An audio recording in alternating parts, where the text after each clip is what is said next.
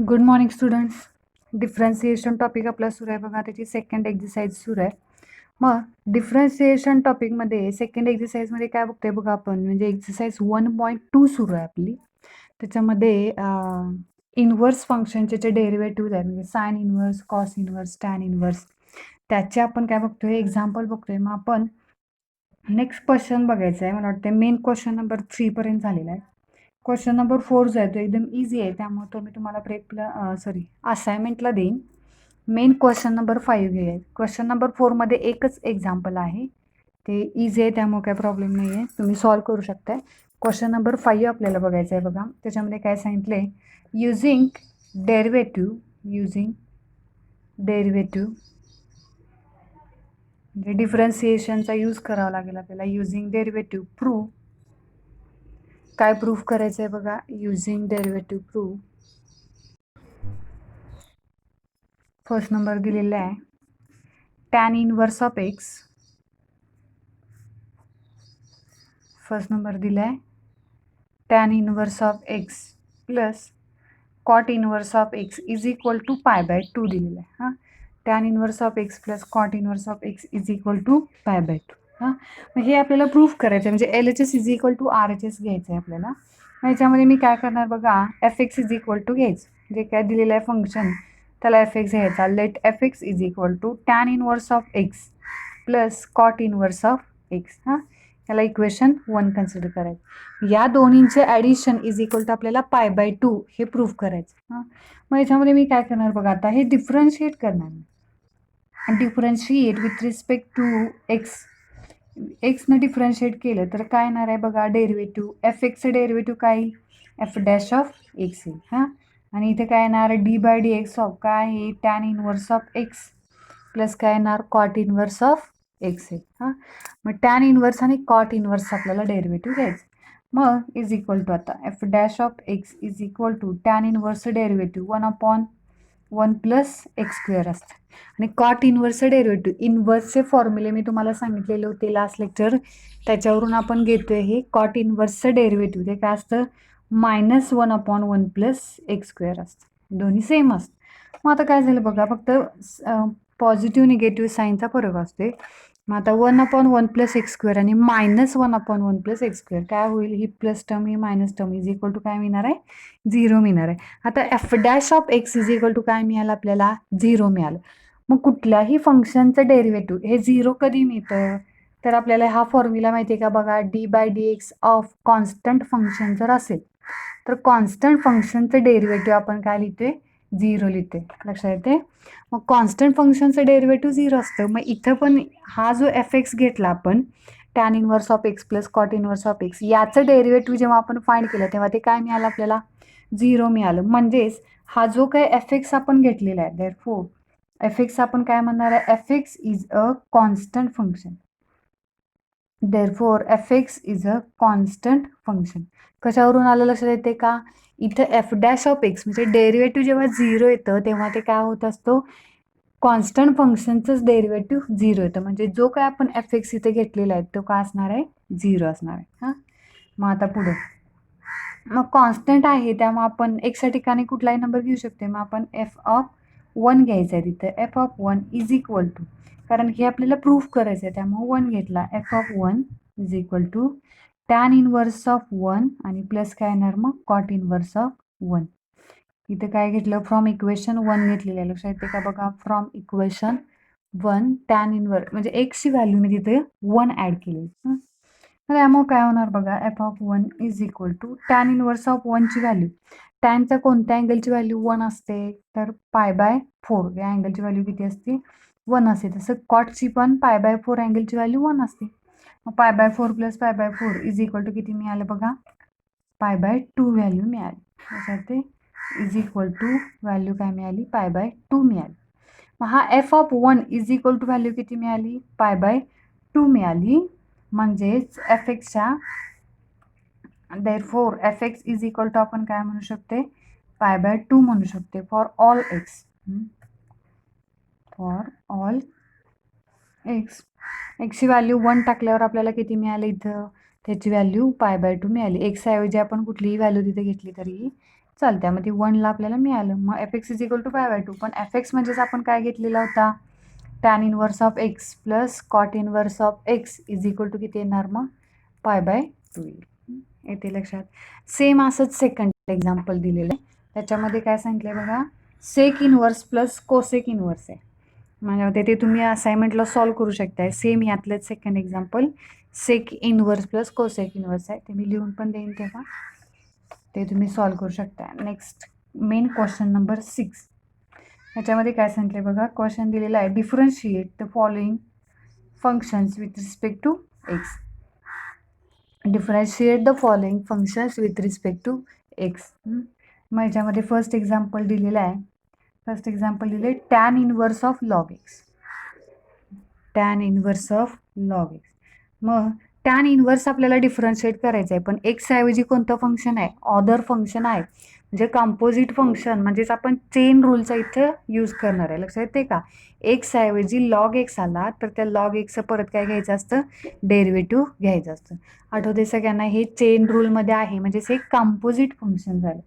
मग आहे असं सॉल्व करत जायचं डिफरन्शिएट. आता let y is equal to याला घ्यावं लागेल, डिफरन्शिएट करतोय ना आपण विथ रिस्पेक्ट टू एक्स ना, त्यामुळे let y is equal to किती येणार आहे बघा, tan inverse of log x. Y is equal to tan inverse of log x.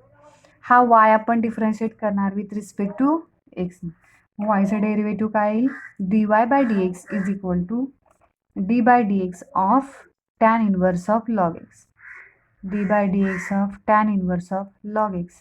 मग टॅनचं डेरिव्हेटिव्ह फॉर्म्युला काय आहे बघा, टॅनच्या डेरिव्हेटिव्हचा d by d x of tan inverse of x is equal to derivative किती असतं, 1/1 प्लस एक्स स्क्वेअर असतं. मग इथं एक्स ऐवजी काय आला, लॉग एक्स आला. मग या लॉगचं फक्त परत डेरिव्हेटिव्ह आपल्याला घ्यावं लागेल. म्हणजे मी काय लिहिणार बघा आता, 1/1 प्लस एक्स स्क्वेअर आहे, तिथे मी लिहिणार लॉग एक्सचा स्क्वेअर लिहिणार. 1/1 प्लस लॉग एक्सचा स्क्वेअर येईल आणि अगेन डेरिव्हेटिव्ह कशाचं येईल, मग एक्स ऐवजी अदर फंक्शन कोणतं आलं, लॉग एक्स आलं, त्याचं डेरिव्हेटिव्ह घ्यावं लागेल. म्हणजे फायनल आन्सर काय येणार बघा, 1/1 plus log x bracket square आणि लॉग एक्सचं डेरिव्हेटिव्ह किती येणार आहे, 1/x येते लक्षात. क्वेश्चन नंबर 6 मधला नेक्स्ट एक्झाम्पल बघा आपण. सेकंड एक्झाम्पल दिलेलं आहे. त्याच्यामध्ये काय दिलं आहे बघा, सेकंड एक्झाम्पलला आहे कोसेक इनवर्स आणि e raise to minus x दिलेलं आहे. कोसेक इनवर्स आणि e raise to minus x दिलेलं आहे. अदर टर्म दिलं एक्स ऐवजी. मग आता काय करावं लागेल, let y is equal to लिहून घ्यायचं. Let y is equal to किती दिलं आहे, कोसेक इनवर्स ऑफ एक्स म्हणजे sorry cosec inverse of e raise to minus x. हां, मग हा कोसेक आपल्याला काय करायचा आहे, डिफरन्शिएट करायचा आहे विथ रिस्पेक्ट टू एक्सनं. Differentiate with respect to x, मग d y by d x is equal to d by d x of cosec inverse of e raise to minus x. मग कोसेकचं डेरिव्हेटिव्ह काय आता, cosec इनवर्सचं derivative d by d x of cosec inverse of x. इनवर्सचे जे फॉर्म्युले आहेत त्याच्यामध्ये आहे कोसेक इनवर्सचं डेरिव्हेटिव्ह किती येतं, -1/x आणि रूटमध्ये काय असतं, एक्स स्क्वेअर -1. फॉर्म्युले आपण बघितलेले आहे त्याच्यामध्ये हे डेरिव्हेटिव्ह आहे बघा, कोसेक इनवर्सचं डेरिव्हेटिव्ह काय असतं, -1/x आणि रूटमध्ये एक्स स्क्वेअर -1 असतं. मग इथं काय करावं लागेल आपल्याला, कोसेक इनवर्सचं डेरिव्हेटिव्ह घ्यायचं. कोसेक इनवर्सचं डेरिव्हेटिव्ह घेताना एक्स ऐवजी अदर टर्म कोणती आहे, e raise to minus x आहे. मग याचं डेरिव्हेटिव्ह काय येणार बघा, -1/x म्हणजे e raise to minus x, रूटमध्ये ई रेस टू मायनस एक्सचा स्क्वेअर येईल आणि हा -1 येईल. पुढं आता मग अगेन डेरिव्हेटिव्ह कशाचं येणार, एक्स ऐवजी अदर टर्म कोणती, d by d x of e raise to minus एक्सचं डेरिव्हेटिव्ह लक्षात येते. पुढं आता -1 divided by e raise to minus x root e raise to minus एक्सचा स्क्वेअर येईल -1. ई रेस टू मायनस एक्सचं डेरिव्हेटिव्ह किती, पहिला as it is e raise to minus x, पण इथे एक्स ऐवजी अजून वेगळी टर्म कोणती आली, -x आली, त्यामुळे परत त्याचं डेरिव्हेटिव्ह लिहावं लागतं. म्हणजे पुढं काय येणार बघा, -1 divided by e raise to minus x, रूटमध्ये इथे काय होणार, e raise to minus x आणि रेस टू 2 आहे म्हणजे यांचं multiplication e raise to minus x square नाही आहे ही बरं का. ई रेस टू या दोन्हींचं मल्टिप्लिकेशन -2x होईल आणि हा -1. मग पुढं आता हा ई रेस टू -x आणि याचं डेरिव्हेटिव्ह किती -1.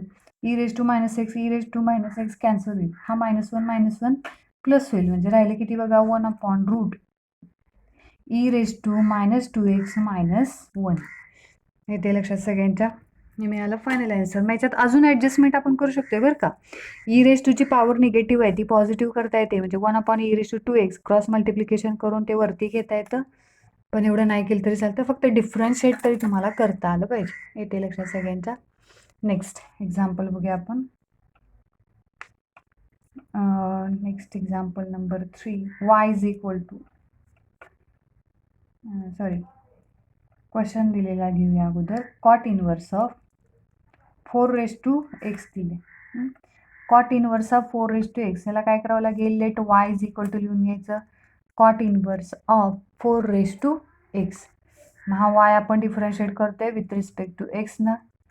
yचं डेरिव्हेटिव्ह येणार आहे dy/dx is equal to d/dx of cot inverse of 4x. मग कॉटचं डेरिव्हेटिव्ह किती येणार आहे साइन कॉस टॅन नंतरचा कॉट. लक्षात येते का बघा. कॉटचं डेरिव्हेटिव्ह d/dx ऑफ टॅन आणि कॉटचं डेरिव्हेटिव्ह सेम असतं. Cot inverse of x is equal to -1/1 plus x². मग x ऐवजी इथं काय आहे 4x आहे म्हणजे काय ना डेरिव्हेटिव्ह -1/1 प्लस x म्हणजे किती आहे 4x आहे. याचा स्क्वेअर येईल आणि d/dx ऑफ 4x येईल. म्हणजे बघा काय येईल आता हा -1 divided by 1 plus 4 raise to x into 2 म्हणजे किती येईल 2x येईल. 4x डेरिव्हेटिव्ह ते काय येणार 4 म्हणजे a रेस टू x चा फॉर्म्युला आपण इथे यूज करणार. काय येणार as a raise to x into log a ऐवजी किती आहे 4 आहे. इथे लक्षात हे मिळालं डेरिव्हेटिव्ह. नेक्स्ट एक्झाम्पल बघूया आपण. क्वेश्चन नंबर 6 सुरू आहे बघा. बरेच क्वेश्चन आहेत टॉपिकमध्ये या एक्झाम्पल भरपूर आहेत. जेवढी पॉसिबल होतील तेवढी आपण बऱ्यापैकी सगळी कव्हर करायचीच आहेत एक्झाम्पल. नेक्स्ट एक्झाम्पल दिलेलं आहे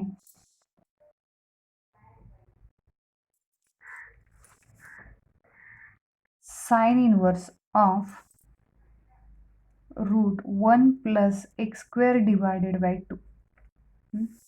नेक्स्ट एक्झाम्पल दिलेलं आहे sign inverse of √1 plus x² divided by 2.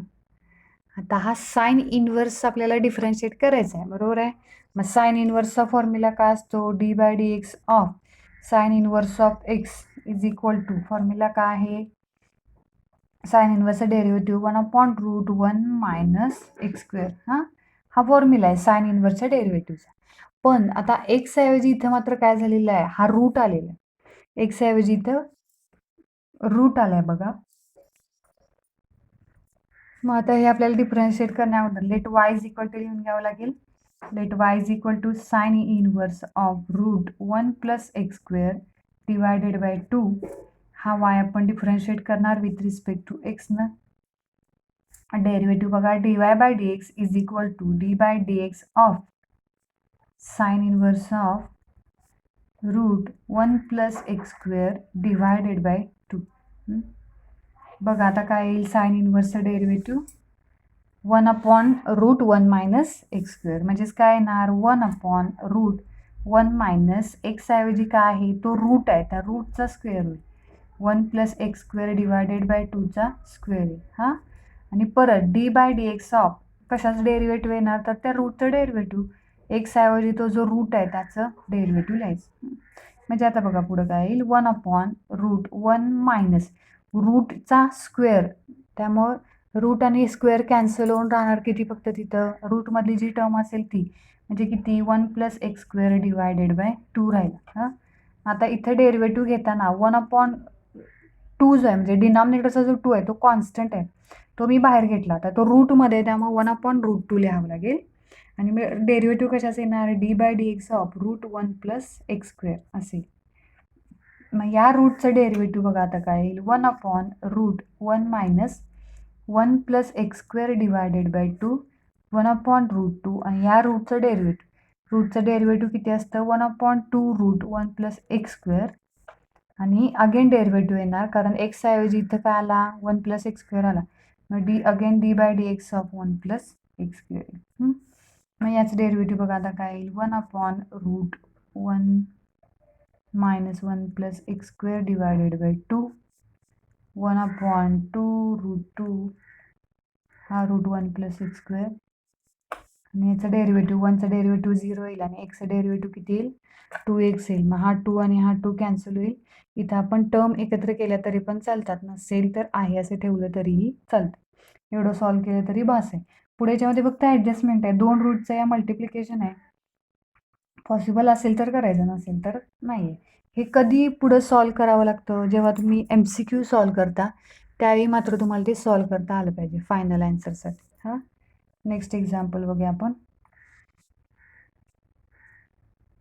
Next example आहे cos inverse of 1 minus x square let y is equal to process आता सेम तीच आहे let y is equal to cos inverse of 1 minus x square y differentiate करायचा with respect to x ना वायचं derivative येईल dy by dx is equal to d by d x of cos inverse of 1 minus x square पुढं आता मग कॉसचं derivative साईनचं derivative काय असतं साइन इनवर्सचं डेरिव्हेटिव्ह 1/√1 मायनस एक्स स्क्वेअर तसं कॉस इनवर्सचं derivative d by d x of cos inverse of x is equal to काय असतं -1/√1 मायनस एक्स स्क्वेअर असतं मग आता हे फक्त पुढं सॉल्व्ह करत जायचं एक्स ऐवजी ब्रॅकेट आहे मग कॉस इनवर्सचं डेरिव्हेटिव्ह काय येणार -1/√1 मायनस एक्स म्हणजे तो ब्रॅकेट जो आहे त्या ब्रॅकेटचा स्क्वेअर आहे त्या ब्रॅकेटमधल्या एक्सचा पण ऑलरेडी स्क्वेअर आहे बरं का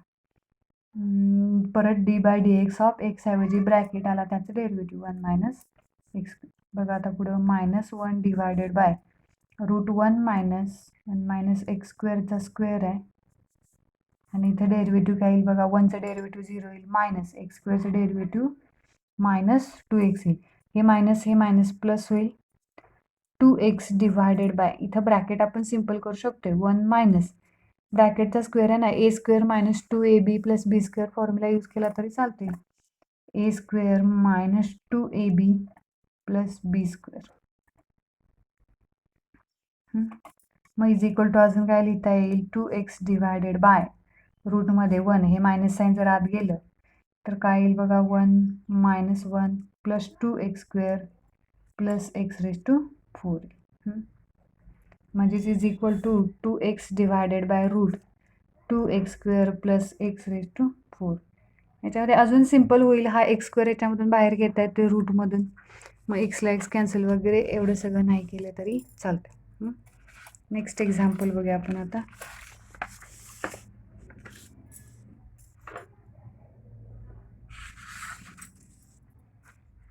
नेक्स्ट एक्झाम्पल आहे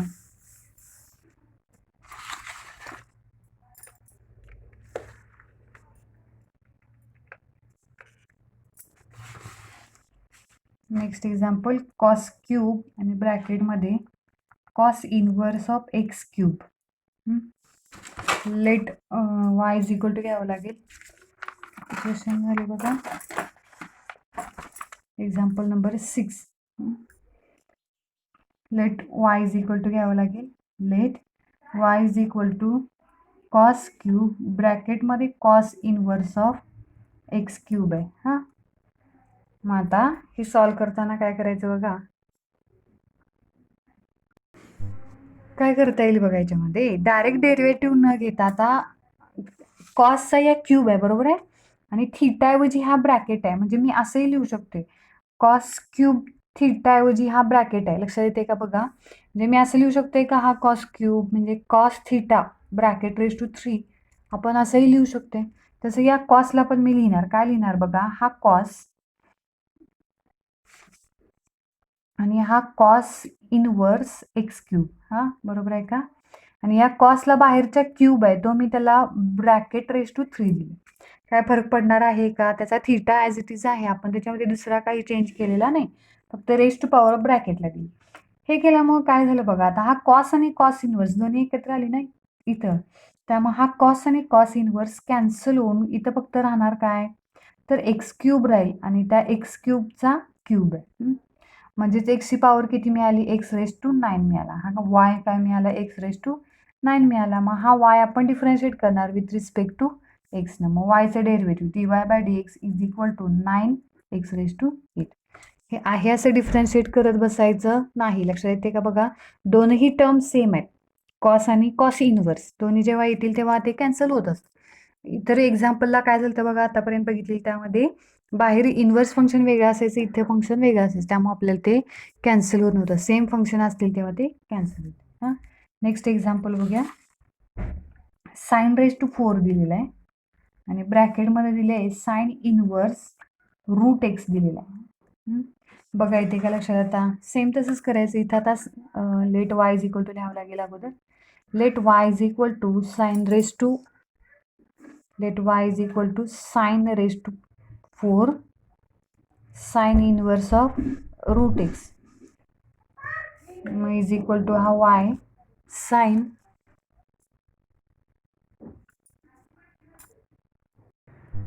साइनची पॉवर घ्यायची बघा, साइन आणि हा sine inverse of root x as it is.